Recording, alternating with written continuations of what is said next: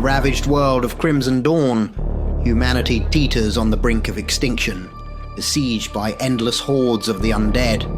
Amidst this chaos, a desperate alliance forms between the last survivors and the most unexpected of allies. Ancient, bloodthirsty beings emerging from the shadows of legend as they unite against the overwhelming tide of zombies. Secrets are unveiled, betrayals surface, and sacrifices are made. Witness a high-stakes struggle where every choice could mean the difference between survival and annihilation. Dive into a post-apocalyptic journey of survival where the lines between predator and prey blur and the cost of life hangs in the balance. Crimson Dawn isn't just a tale of survival, it's an epic saga of humanity's fight against the darkest odds, where the true monsters may not be who you expect. Chapter 1. The Fall. The sun hung low in a dust-choked sky, casting an eerie pallor over the crumbling cityscape. Once a bustling metropolis, the city now lay in ruins, its skyscrapers reduced to skeletal frames, streets littered with overturned cars and shattered glass. Nature, untamed and relentless, had begun to reclaim the concrete jungle, with wild vines ensnaring the remnants of civilization. Amidst this desolation, the undead roamed. They shuffled through the streets, a grotesque parody of the living, their moans a constant, haunting refrain. These once human creatures bore the ravages of decay, their flesh hanging in tatters, eyes hollow with an insatiable hunger. The air was thick with the stench of death and rot, a putrid miasma that permeated every corner. Flies buzzed in thick swarms around the bodies that littered the ground, a testament to the recent carnage.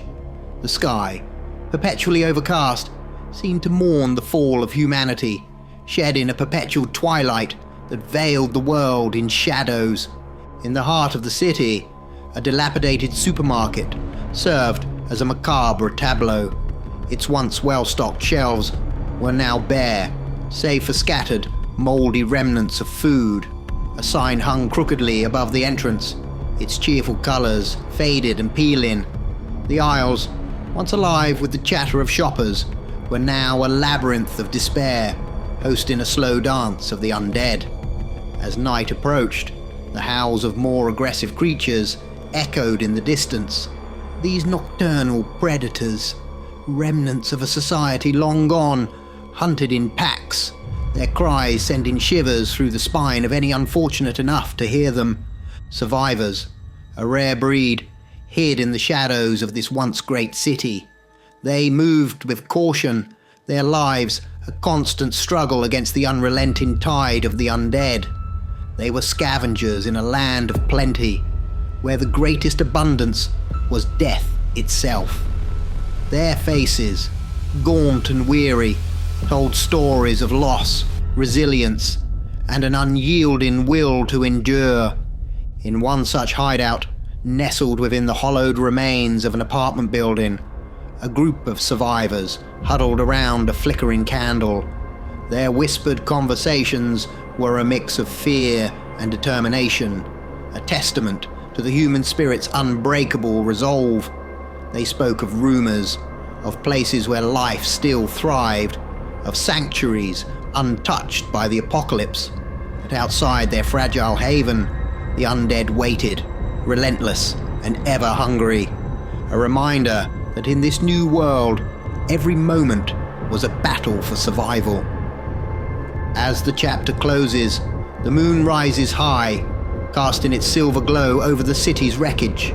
The night brings new terrors, but for the moment, the survivors' hideout remains undiscovered. The world outside is a symphony of nightmares, a place where humanity's twilight has given way to an era of horror and despair. Chapter 2. The Last Bastion. In the ruins of what was once a vibrant suburban neighborhood, surrounded by a makeshift barricade of rusted cars and barbed wire, stood the fortified camp. This refuge housed a group of survivors, each a stark emblem of human resilience. At the heart of the camp, a fire crackled in an improvised pit, casting a warm, flickering light. Around it sat the survivors, their faces etched with the scars of their ordeal. This group was diverse. A former teacher, a mechanic, a doctor, and others who had once led ordinary lives, now united by their shared fight for survival. As the night deepened, they gathered to discuss their future, a conversation laden with urgency and somber realism. The group's leader, a stern woman named Elena, spoke first. She detailed the grim reality. Their resources were dwindling, scavenging missions were becoming increasingly perilous, and their numbers were slowly but steadily diminishing. "The truth is, we can't sustain ourselves like this much longer," Elena said, her voice heavy with the burden of leadership. "Our food supplies are running low, medical stocks are almost depleted, and we've lost too many to the undead." The doctor, a middle-aged man named Samuel, added to Elena's points. "It's not just about resources," he said, adjusting his glasses. "We're facing a more fundamental problem. The undead are relentless, and with the fall of major cities and the loss of infrastructure, there are no safe places left to produce or store enough food. We're losing our ability to treat illnesses and injuries. At this rate, humanity can't sustain itself. We will collapse and become extinct within a few years." A young woman named Maya, once a university student, chimed in with a note of despair in her voice. "It's not just the physical challenges," she said. "It's the psychological toll. We've seen families torn apart, friends lost. The constant fear and grief are wearing us down. How can we think of a future when each day is a struggle to survive?" The mechanic, a burly man named Tom, broke the somber mood with a hint of determination. "We can't give up hope," he said. "We've made it this far. There has to be a way, a solution we haven't thought of yet." The group fell into a contemplative silence, each lost in their thoughts. The fire's glow waned, casting long shadows across their faces. Beyond the camp's walls, the sounds of the night were a constant reminder of the perilous world they inhabited, a world where the dead walked and the living dwindled, teetering on the brink of oblivion. As the chapter concludes, a sense of resolve begins to emerge among the survivors. Despite the overwhelming odds, they knew that giving up was not an option. The night wore on, and in the flickering firelight, they began to share ideas, desperate plans, and faint glimmers of hope, searching for a way to fight back against the darkness that had engulfed the world. Chapter 3. Echoes in the Ruins. The morning sun broke through the grey clouds as a group of survivors from the camp made their way towards the city. Their mission was clear but perilous: to search for supplies and any other survivors. The city, once a bustling hub of life, now stood silent and desolate, its streets empty, buildings looming like silent sentinels of a bygone era. The group, led by a determined young man named Alex, moved cautiously. Each member was armed with whatever they had managed to scavenge over the months: a baseball bat, a hunting knife, a rusty handgun with limited ammunition. They communicated in hushed tones, their eyes constantly scanning the lifeless surroundings. As they reached the city centre, a plaza surrounded by what were once shops and cafes, they paused. Alex stepped forward, taking a deep breath. "Anyone here?" he called out, his voice echoing off the buildings, a stark contrast to the oppressive silence. For a moment, there was no response. Then faintly at first, came a sound that sent shivers down their spines, the unmistakable moan of the undead. It was a soft whisper, carried on the wind, growing louder and more numerous, like a chorus of the damned. The group exchanged panicked glances. The moaning swelled into a crescendo, and then, as if answering some unspoken command, the undead emerged. They poured out from the shadowed doorways of buildings, from the alleys, and from behind overturned cars. Their numbers were overwhelming, a tidal wave of decaying flesh and gnash in teeth. Alex and his team were frozen in horror. The moans were now deafening, a relentless sound that filled the air. The undead moved steadily closer, their movements slow but inexorable. The group was vastly outnumbered, their escape routes cut off by the advancing horde. Despair settled over the survivors. They had faced the undead before, but never in such numbers. This was no longer a mission for supplies. It was a struggle for sheer survival. The reality of their situation was stark and merciless. In this post-apocalyptic world, overrun by the undead, hope seemed like a distant memory. As the chapter closes, the group backs into a tighter circle, weapons raised in a futile gesture of defiance. The moans of the undead grow louder, drowning out all other sounds. In the heart of the ruined city, surrounded by a sea of the walking dead, the last flicker of hope in their eyes dims under the overwhelming shadow of despair. The apocalypse, it seems, leaves no room for salvation.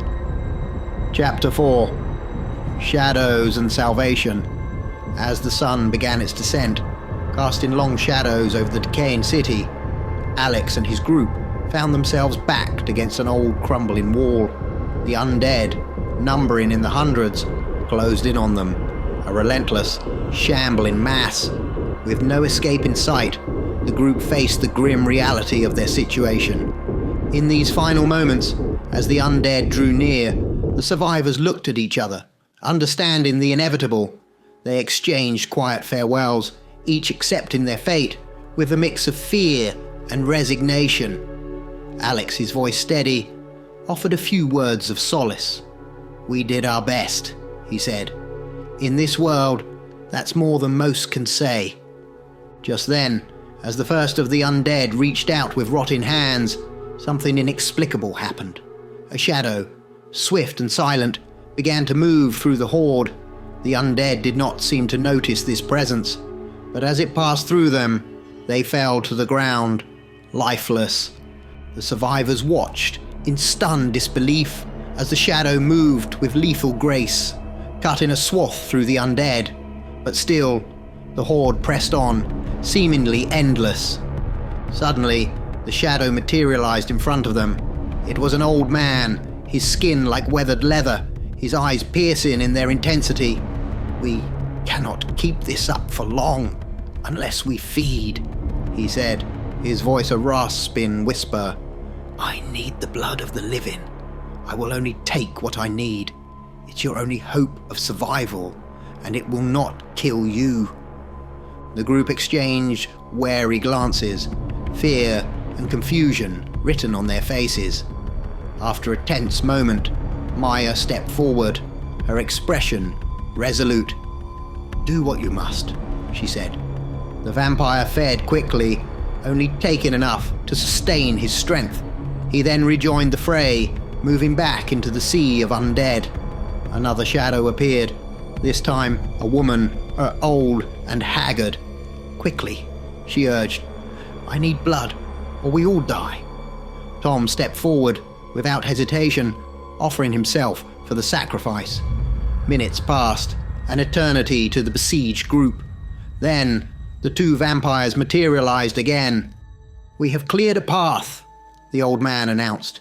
"You need to move now."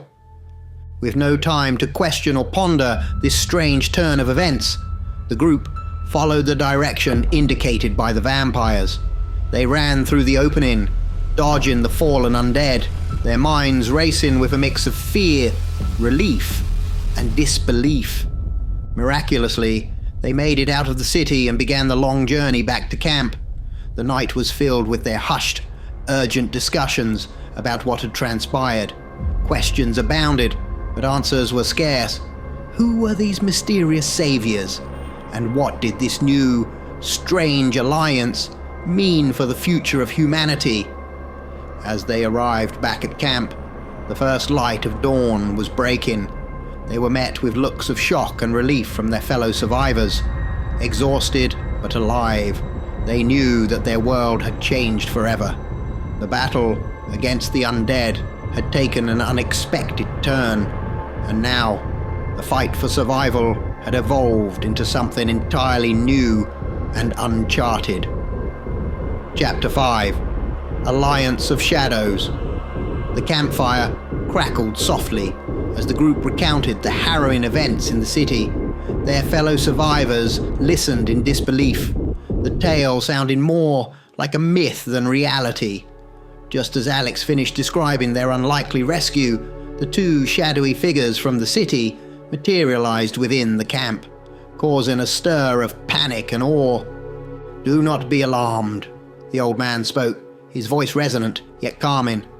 "We mean you no harm. Times have changed. We, who have lurked in the shadows for an eternity, must now step into the light. Your world is doomed, and with it, so is ours. Though we feed on your kind, there is no longer enough of you left for us to subsist on.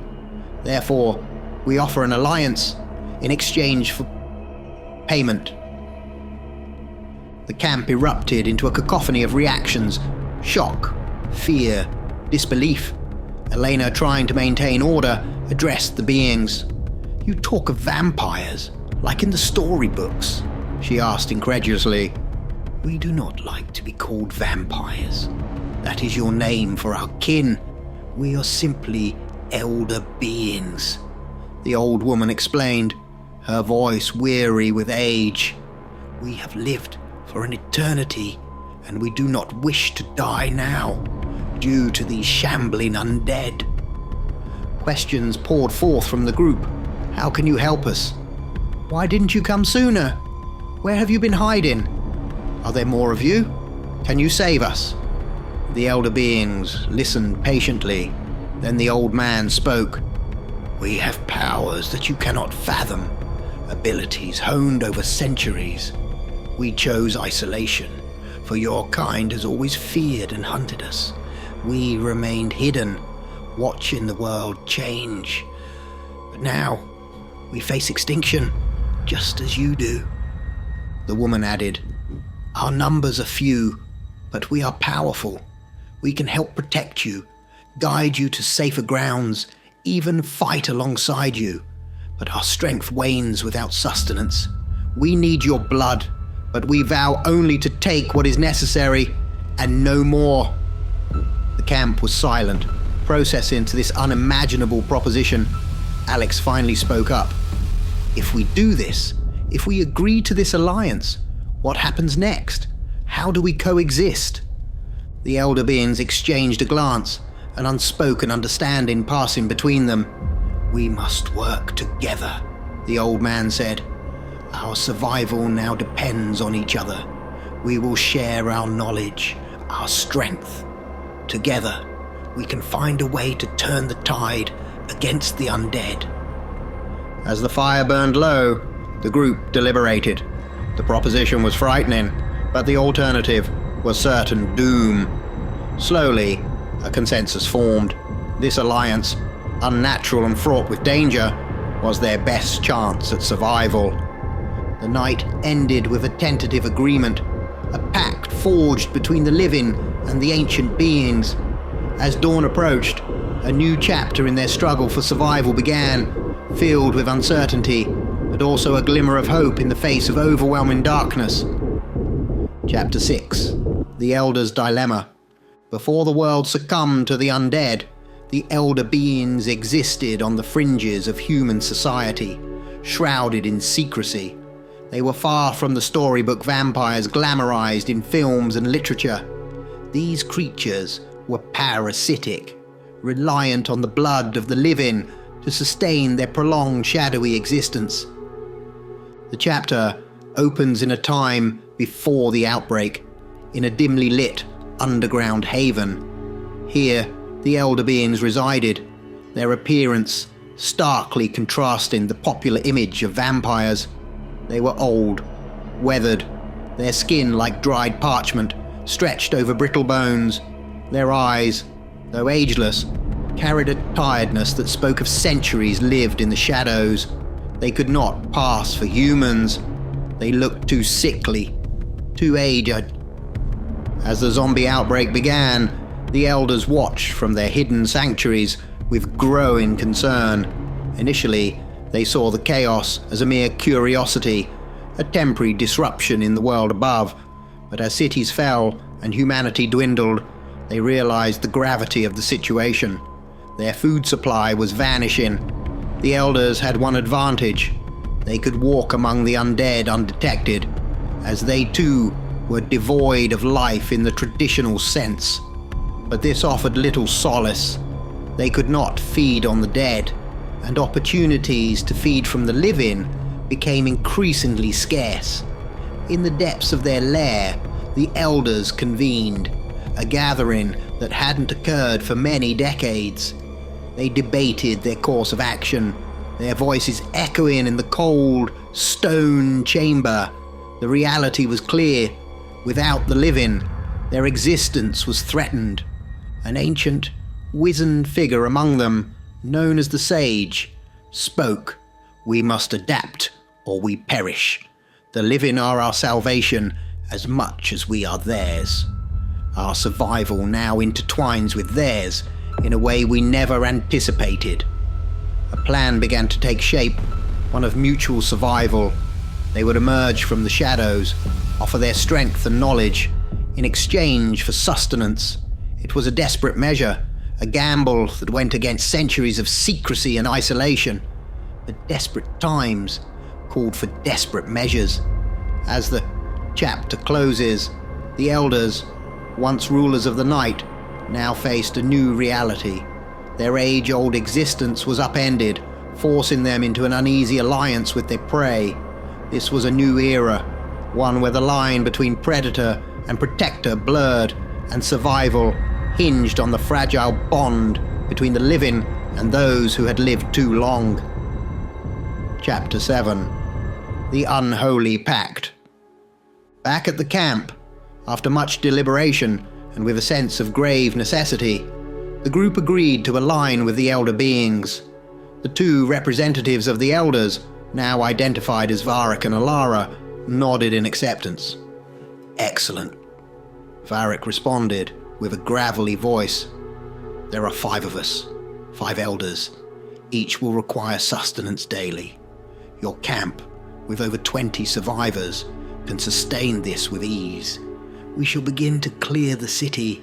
It is exhausting work, so please uphold your end of the bargain.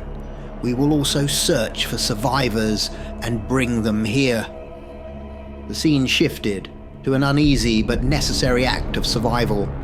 The survivors lined up, their expressions a mix of fear and resolve. One by one, they approached the elders to fulfill their part of the pact. As Varric and Alara fed, it was an uncomfortable, almost macabre scene. They drank not with the grace or elegance often depicted in lore, but like parasites, urgently and with a primal need. The act was quick, each elder taking only what was necessary, yet it left a palpable tension in the air. With their strength renewed, the 5 elders, Varric, Alara, the Sage, and 2 others, named Rhys and Morella, ventured into the city at dusk.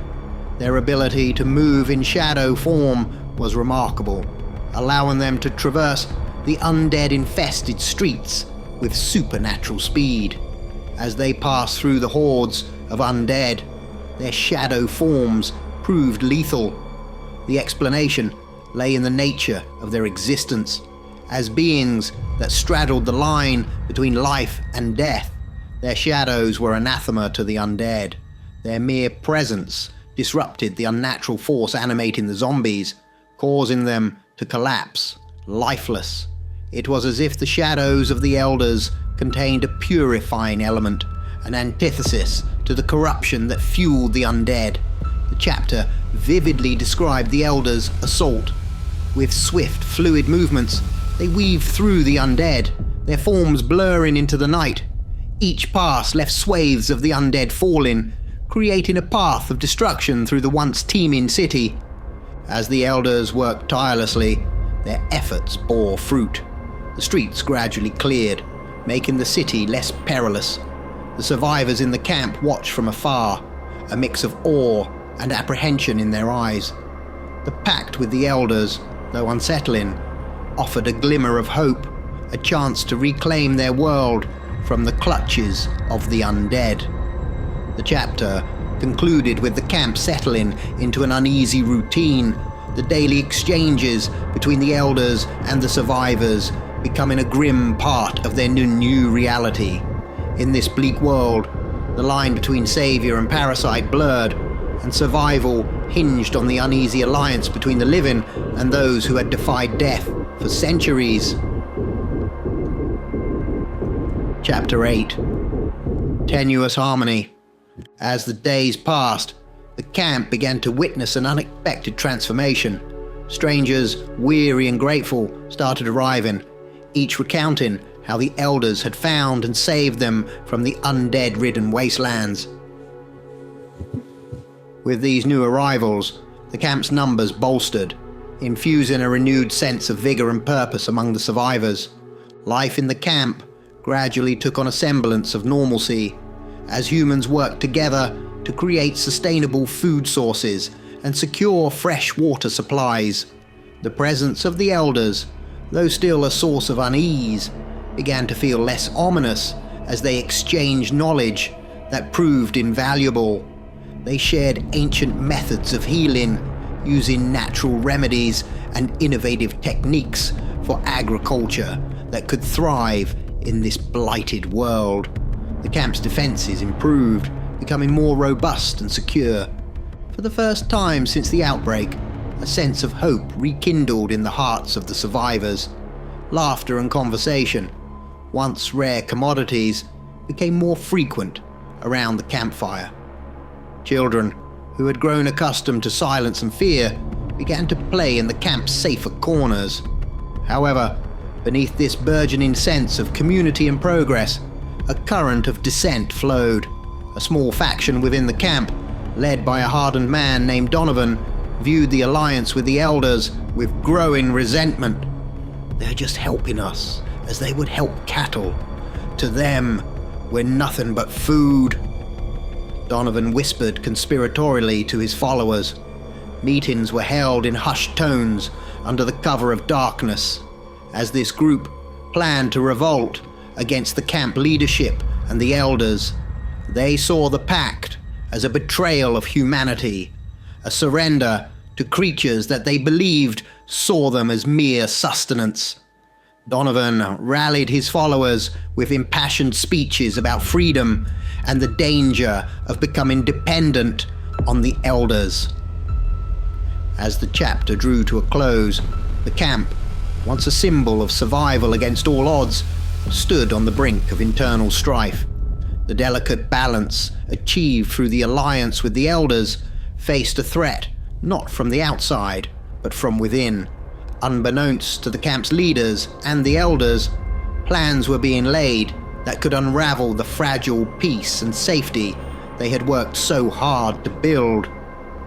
In the dead of night, Donovan and his followers sharpened their weapons and steeled their resolve, preparing to act on their convictions.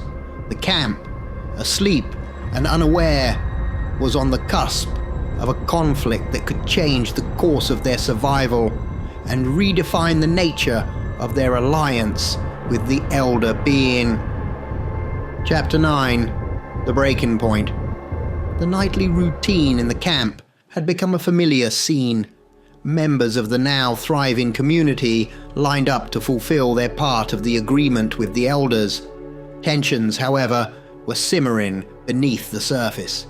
As one member, a close ally of Donovan, stepped forward in line, he suddenly shouted, "I refuse to feed these parasites. We are nothing but cattle to them." His outburst sparked an immediate uproar in the camp. Some rallied to his side, echoing his sentiments, while others argued vehemently in defense of the elders, reminding the dissenters of how they had been saved from certain doom. The camp was split into two factions, each side vehemently arguing their perspective. The air was thick with anger and fear, the situation teetering on the edge of violence. In the midst of the chaos, the sage, the most venerable of the elders, stepped forward. "Stop," he commanded, his voice resonating with an authority that quieted the crowd. "You are free to leave this place any time you wish, and you are free to end our agreement whenever you desire. It is a mutual, beneficial agreement. Yes, we need to feed, but you also hold our existence in your hands, as we hold yours. Without you, we will perish." The sage continued, his words reflecting a philosophy of mutual benefit and trade. "Our alliance is not based on altruism or charity. It is a partnership where both parties gain something of value. This is the essence of a fair exchange, a principle that ensures survival and prosperity for both sides." Donovan stepped forward, his face twisted in anger. "I refuse to be treated as cattle," he spat. Before he could continue, Alex interrupted. "No, Donovan.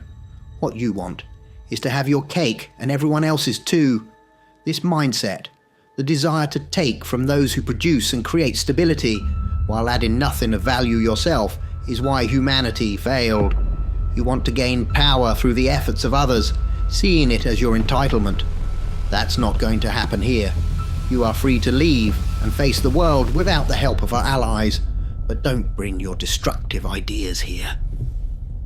In a sudden, rash move, Donovan lunged at the sage with a wooden stake, but to everyone's astonishment, the stake passed right through the elder, as if he were made of mist.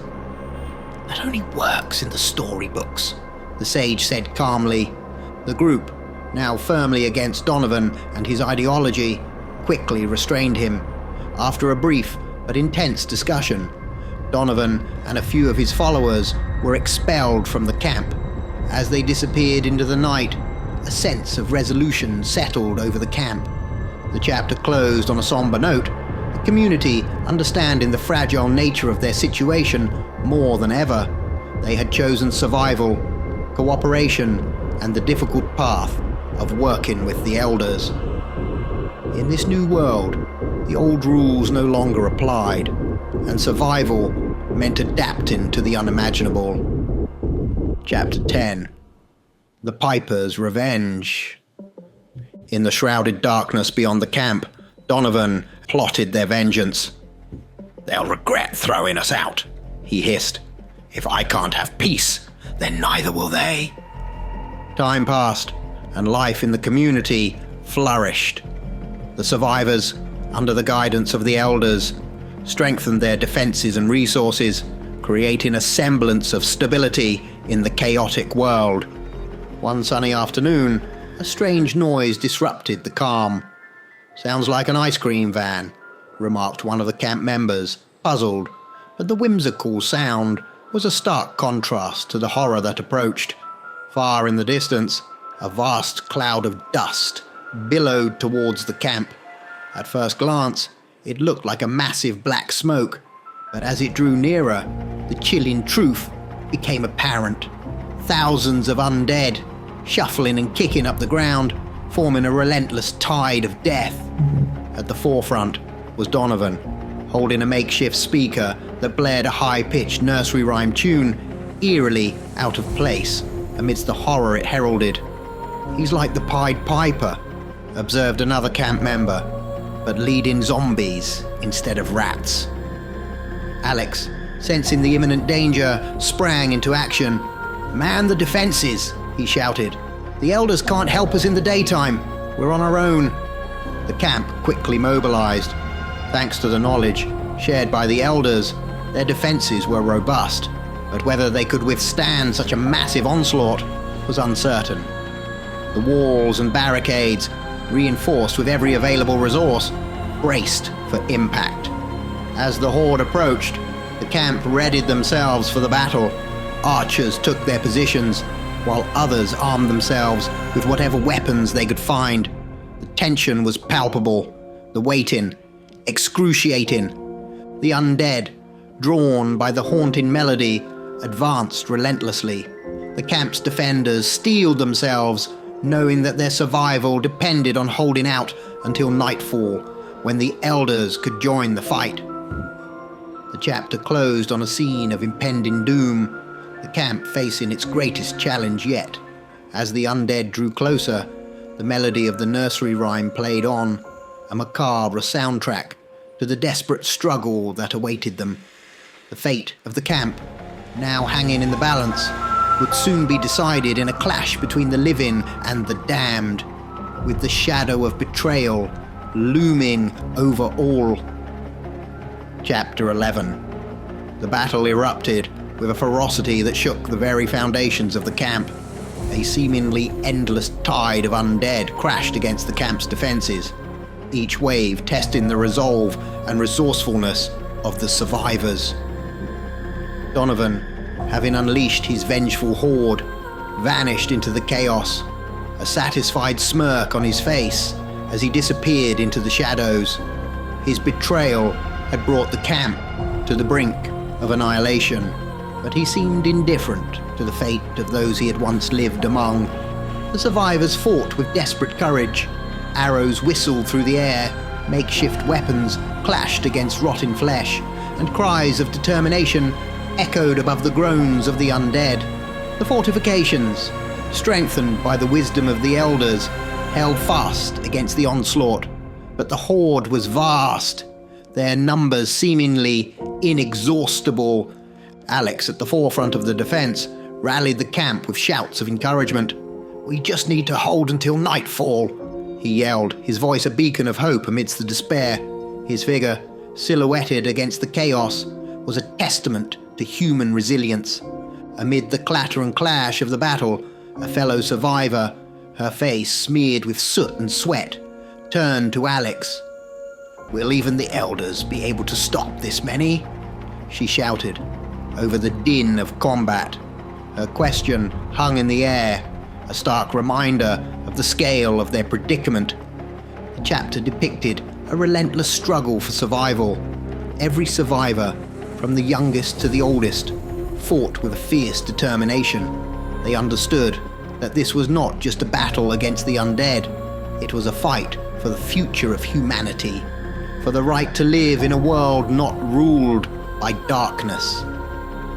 As the sun began its slow descent, painting the sky in hues of orange and red, the intensity of the battle reached its zenith. The camp, a small island of life amidst a sea of death, held on with dwindling strength and dwindling hope. The chapter closed with the survivors, battered and exhausted, bracing for the next wave of undead. In the fading light, they clung to the hope that the elders would emerge with the night, bringing with them the strength to turn the tide. But the question remained, would their combined forces be enough to overcome this seemingly endless horde? Chapter 12. The ultimate sacrifice. The camp's last line of defense crumbled under the relentless pressure of the undead. "The defenses are breached!" A cry of terror rang out as waves of mindless zombies stumbled into the heart of the camp. Panic and chaos ensued as the survivors fell back to a small, makeshift fortification, their faces etched with fear and desperation. As night enveloped the world, the elders awoke to the commotion. Sensing the dire situation, they rushed to aid the embattled camp. The survivors, huddled in their final stand, looked up to see the elders approach, their faces a mix of hope and dread. The sage, the eldest and wisest among them, surveyed the overwhelming scene. "We are too late," he murmured. "If the humans fall, we starve and fall with them. We cannot clear this many enemies. We are doomed unless..." With those words hanging in the air, the sage's shadow roared upwards into the night, then descended with supernatural speed, striking the ground in the midst of the camp. His shadow form erupted outward like a wave of sound, a dark energy sweeping through the undead. Each creature it touched collapsed, lifeless. The wave of shadow energy, harmless to the living, was an awe-inspiring sight, expanding outward and felling the zombie horde in its wake. No! Varric screamed, understanding the cost of this miraculous intervention. The humans of the camp, witnessing the impossible, cheered, their lives saved once again by the elders. But as the shadow wave dissipated, a tragic scene was revealed. The sage's lifeless body lay where he had landed. The elders gathered around him, their expressions a mixture of grief and respect. The sage had sacrificed his eternal life for the survival of not just the humans, but his fellow elders as well. He had known this was the only choice. Without his sacrifice, both humans and elders would have perished. Varric and the other elders turned to face the human survivors, their faces somber in the dim light. As the camp members gathered around the fallen sage, a silence fell over the crowd. Varric spoke, his voice carrying a weight of sorrow and wisdom. "This," Varric began, "shows the necessity of working together for mutual benefit. Our greatest elder has sacrificed his eternal life to save us all. Let us no longer question who benefits more in our alliance. Instead, let us focus on building the best version of life we can, together." The chapter closed on a somber yet hopeful note.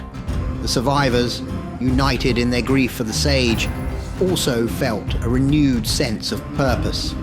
The sacrifice of the sage had not only saved them, but also solidified the bond between the humans and the elders.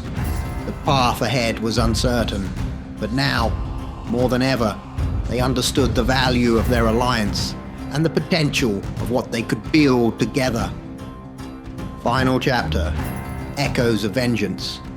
In a small clearing, surrounded by the remnants of a once flourishing world, Donovan sat brooding with two of his remaining followers.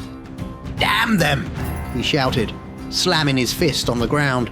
"We need to come up with another way to get payback." As they plotted their revenge against the camp and the elders, a chilling noise pierced the silence of the night. Heavy breathing, a deep, guttural snarl, as if emanating from a savage beast, filled the air. They looked up, fear etching their faces, to see a terrifying sight. A massive wolf-like creature, its eyes glowing with a ferocious intensity. Before they had a chance to react, the beast was upon them. Their cries of terror and agony were swallowed by the vast emptiness of the wilderness, unheard by any living soul. The following day, a small group of undead, aimlessly wandering, stumbled upon the clearing where Donovan and his followers had met their gruesome fate.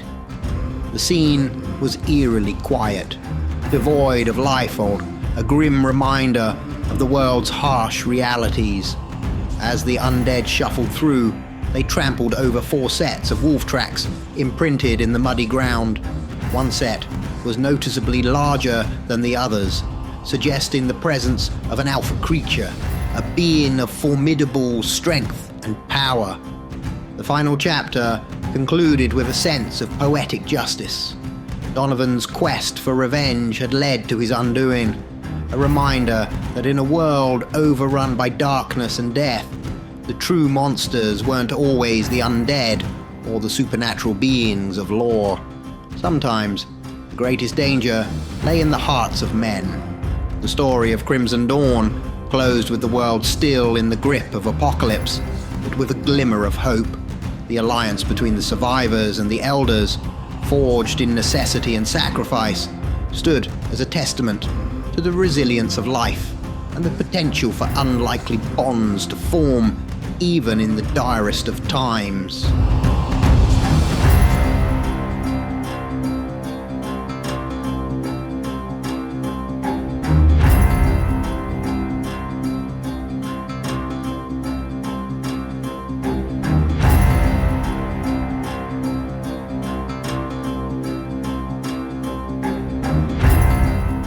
Thank you for joining me on this chilling journey.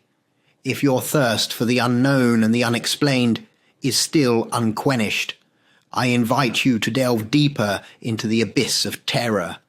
Just beyond the veil of reality, Another story awaits to send shivers down your spine. Dare to join me in the next video, where the unknown becomes known and the unseen seen. Until then, keep the lights dim and your mind open. This is Professor Shadow, signing off.